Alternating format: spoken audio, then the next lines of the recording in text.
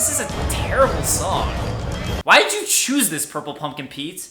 I don't care if it's Halloween! Orange Squash Alley had way better taste in music than you. Oh! My Twitter poll is finished! Which Halloween Super Show would you rather? Dead Space? Over Resident Evil 4? I think you're just confused. In spite of how popular the Resident Evil series has always been, when tackling Resident Evil 4, Shinji Mikami... Dead Space, created in 2008, was initially intended to be a System Shock 2 sequel. However, it was thanks to the 2005 release of Resident Evil 4 that designer Ben Wenat and executive producer Glenn Schofield decided to take inspiration from its design. And I don't mean a little inspiration, I mean a lot. According to Ben Wenat, it's pretty obvious when you play Dead Space to look at it and go, yeah, it's almost like they decided to make Resident Evil 4 in space, which is exactly what we were doing. Of course, there was the whole convincing EA to let them do it thing. In other words, the initial team decided to work on Dead Space without any green light from EA in order to convince EA to allow them to make an original IP. So, how is Resident Evil 4 in space? Well... It all begins with a distress call from your girlfriend, who explains something terribly wrong has happened on the ship she's on, the USG Ishimura, a planet-cracked ship designed to drill into planets and extract its resources. You control Isaac, an engineer on his way with a team to fix whatever issues are wrong with the ship. Never heard of a total communications blackout on one of these things. You'd think with 1,000 people on board, someone would pick up the phone. That's not even at all suspicious. It's not like anything bad could happen in space. Let's go to it, you dummy! It's a busted array like we thought. Sounds like they're having problems with their encoder. Oh, I guess that makes sense. I told you! Nobody listens to the engineer. After you manage to safely crash land onto the Ishimura, Isaac finishes putting on his suit and Kendra syncs it up to the ship. And you see his health bar fill up, which is the spinal cord of his suit.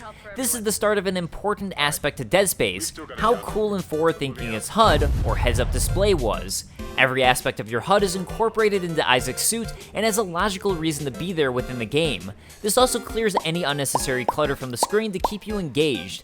For example, his health meter is part of his suit, all of the menus are displays coming out of his visor, randomly tracking these with you, and weapon ammo is displayed over your weapon, presumably also thanks to your visor. And while I'm sure this isn't the first game to do this, it certainly stood out thanks to it. On the Ishimura, no one is around, no security is on, and no nothing. The power is also out, and... Let's get that computer display up, Isaac. Worry not! I'm a great engineer. I know how to press buttons. Yes. I don't get it. This would seem to be the damage report, which shows several aspects of the ship are offline, including the tram system. The hell? Oh, Jesus! No. I have zero clue where I'm going, and that's fine. Yeah, we'll just go down the elevator. So, we're leaving as soon as humanly possible.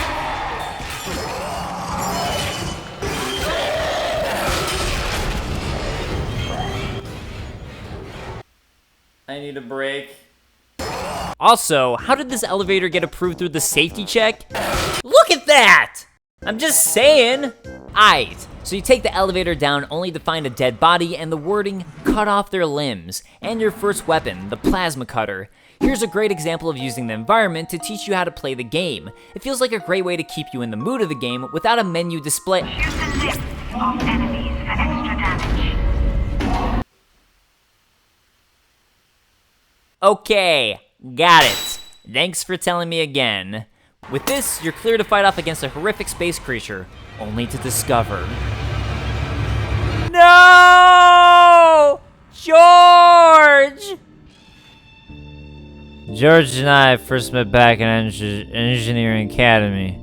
He had 12 brothers and 4 sisters, but all of them passed away from various space missions in space.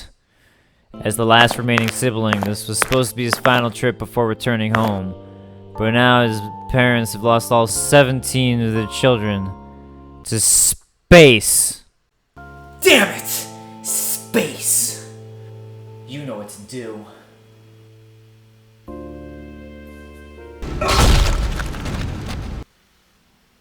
Give me that! You finally reconvene with your team, sort of, only to discover the tram system is down, which is the way to get everywhere you need, in particular the bridge, which has the personnel files and should have the location of Isaac's girlfriend, Nicole.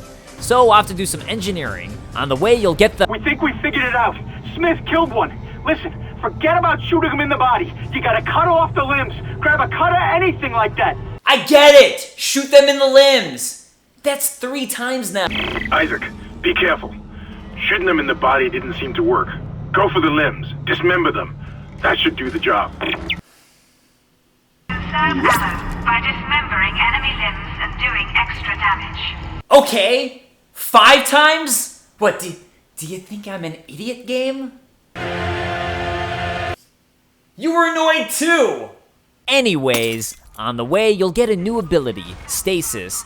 This allows you to temporarily slow down both objects and enemies in time and will be important for puzzle solving, such as your first puzzle requiring you to slow down a malfunctioning maintenance claw in order to fix the tram system.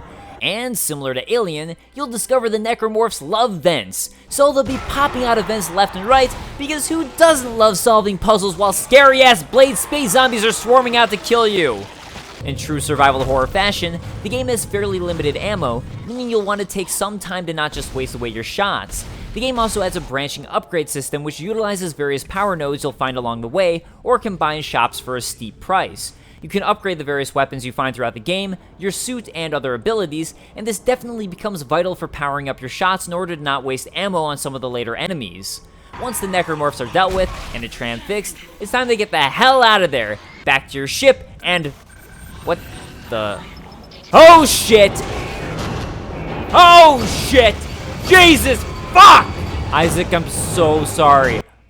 Oh, he's fine.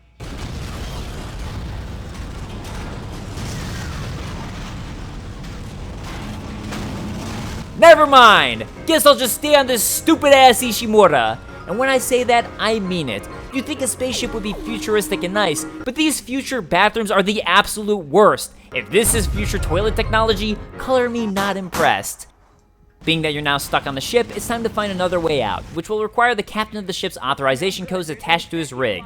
He just happens to be deceased, which on the bright side means he'll be easy to find. So off to intensive care, where a crazy lady will give you another new ability, Kinesis. This ability allowing you to grab faraway objects, pull them in, and shoot them away. Oh god, there goes your leg. Oh shit, I'm sorry. Oh, that's your arm. Oh no, ooh, that's your head. Oh. It's a horrible tragedy. Along the way, you'll find various schematics which allow you to buy new items at the computer terminals. This includes more powerful rigs for yourself, giving you more armor and protection, as well as weapons and tools. Because you definitely don't have a death wish or anything like that, the way to go is by following the blood trail to—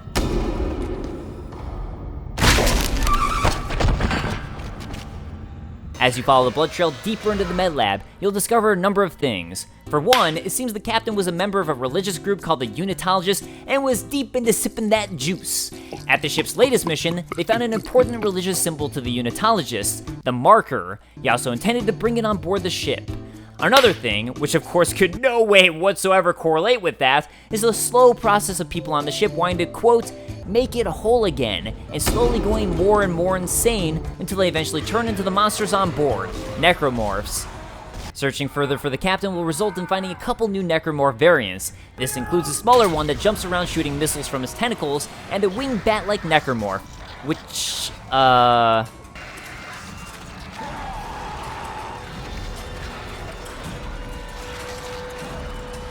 transforms dead bodies into necromorphs. So, time for more stomping!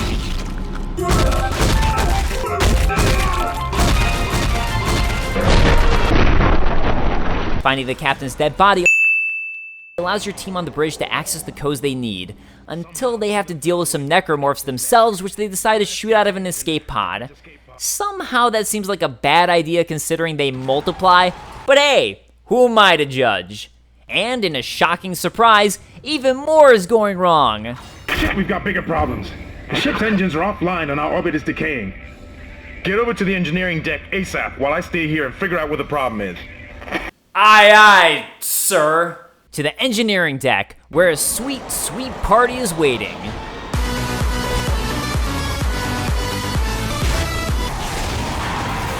To properly fix this ship, you'll be required to fix the centrifuge, which is offline. This will take you into one of the many zero-G rooms and another cool feature of Dead Space. While you yourself can't float around as you have special gravity boots, you can float to just about any point in these sections that has a solid surface, and will fight off various necromorphs who float towards you.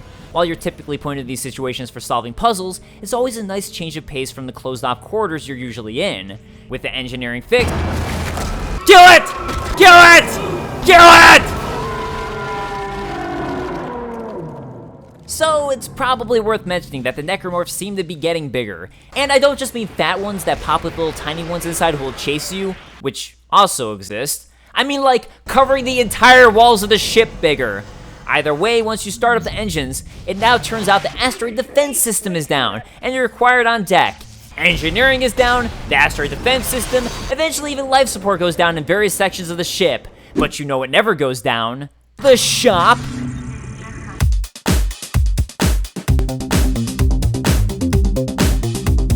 Space Amazon! It's better than life support! Space Amazon! It's better than life support! Hey, it's Commander Hammond. I can fix these boards when the main power routing is shot. You're gonna have to reroute them manually through at least 3 junction boxes to activate the primary cannon. Great! Glad I have to do it. Why don't you deal with this shit? Or this shit? I'll stay here. You go. By the way, Isaac, be careful. I saw something out there. I don't know what. I only got a glimpse. It was big. Really big. No shit! Dearest Commander Hammond, I resign. Go fuck yourself. But we're still stuck on the ship, so might as well fix the power for the asteroid defense system. This will lead you out into one of the many sections in outer space, which is actually pretty cool the game lets you do this. You have a limited supply of oxygen, leading to a bit of time management, and... I knew I should have retired. If you get past the asteroids hurling at you, you'll get a chance to manually control the asteroid defense while the power is rerouted. And now that I'm in control, nothing could possibly go wrong. Automated tracking system enabled. Nice shooting, Isaac. What? You thought I was gonna do another death joke? Once the asteroid's defense power is rerouted to auto-shoot, to my complete surprise and shock, another issue plagues the ship. This time the oxygen levels are falling due to some organic tissue that's been growing on the ship. In order to stop it, Kendra will help us create a poisonous compound to destroy the tissue. I gotta look at it. It's huge. You won't believe it. Shut itself in food storage. You don't say. Ah! Okay, so you do attempt to poison this thing ahead of time, but it doesn't really fully work, meaning you have to actually fight it off for real, the Leviathan. And once you get over the panic of how big it is, it really isn't that difficult. It can just drain a lot of your ammo. With the Leviathan defeated, the oxygen levels return back to normal, Commander Hammond has gone missing, and Kendra decides the best idea is to send an SOS beacon out for help. Couldn't be easy, could it? I don't know how much more of this I can take. Oh, you don't know how much more of this you can take? Have you seen what I've been up to? Keep your damn head up, you shit! I'm tired of this. On the way to send out an SOS on an asteroid, you run into Nicole, your girlfriend, who helps you make it into a locked room while a horde of enemies swarm out at the two of you. Isaac, make us whole again. I think she might be crazy. Apparently, Kendra is now seeing hallucinations of her dead brother, so Nicole, not really sure what to think of. Make us whole again. This thing? After doing more fixings, this time with a down comms unit, and fighting a giant necromorph. Bad alien! Bad! Stop throwing my own ship at me! You're using it too! Destroying the ship will kill you too, idiot! Your SOS signal is picked up by another ship. In response to your SOS, we picked up your escape pod, number 47, and are en route to your position. Until they have to deal with some necromorphs themselves, which they decide to shoot out of an escape pod. Somehow that seems like a bad idea. Escape pod. Oh.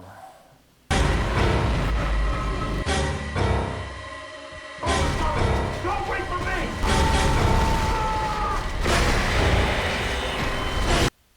Can't say I didn't call it. You find a singularity core in the now destroyed rescue ship, which, does something. Also, you receive a message from a certain Dr. Klein who wants you to visit him. Apparently the marker is on the ship and the church wants it, whereas he wants you to return it to the planet it was found on.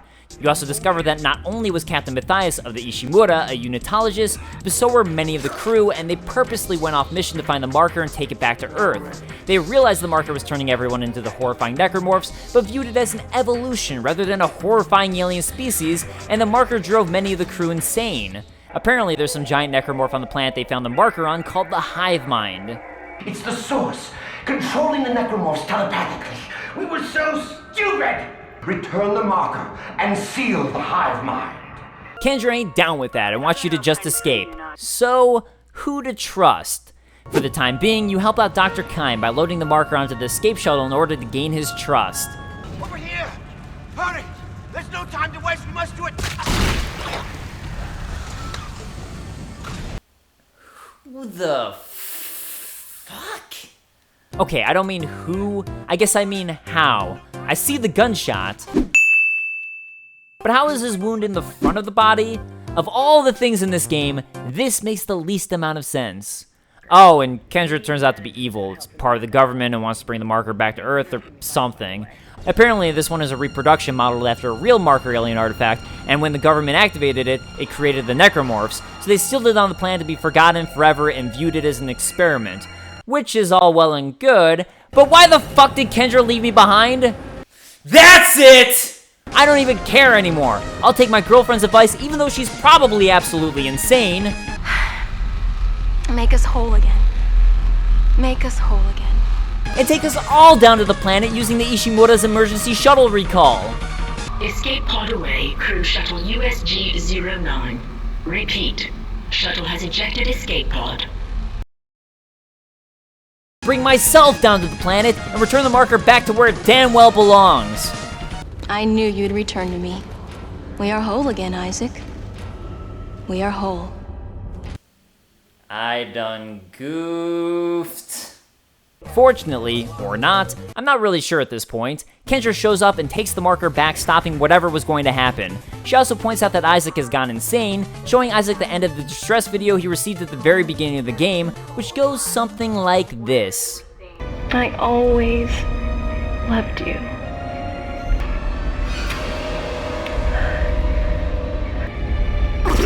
So, yeah, Isaac's insane. So, might as well just leave this place.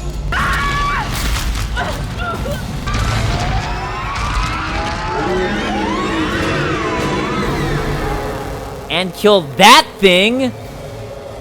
Which, really, as long as you're well prepared, isn't too difficult of a fight. So, with nothing stopping you, you run into the shuttle, escape off the planet, and witness an asteroid just happening to crash into the planet, destroying everything. And the day is saved. You get to see what Isaac actually looks like, which was actually pretty surprising, as it seemed like the game would pull a Halo and never show you what its protagonist looked like, and finally get to... What? Oh, I guess technically she was on the ship with you, just as a necromorph, and you left her there? All in all, for me, Dead Space felt like the perfect follow-up to Resident Evil 4. It took everything Resident Evil 4 established and added more horror. In an especially bold move, the team made it so you would have to target the enemy's limbs in order to kill them, which made the game more challenging, but also more frightening, as, if a horror game is too easy, that releases a lot of the fear and tension. And thanks to this implementation of horror, Dead Space has become a classic title and well-deserving of praise. So with that said, happy What? Are you trying to jump scare me?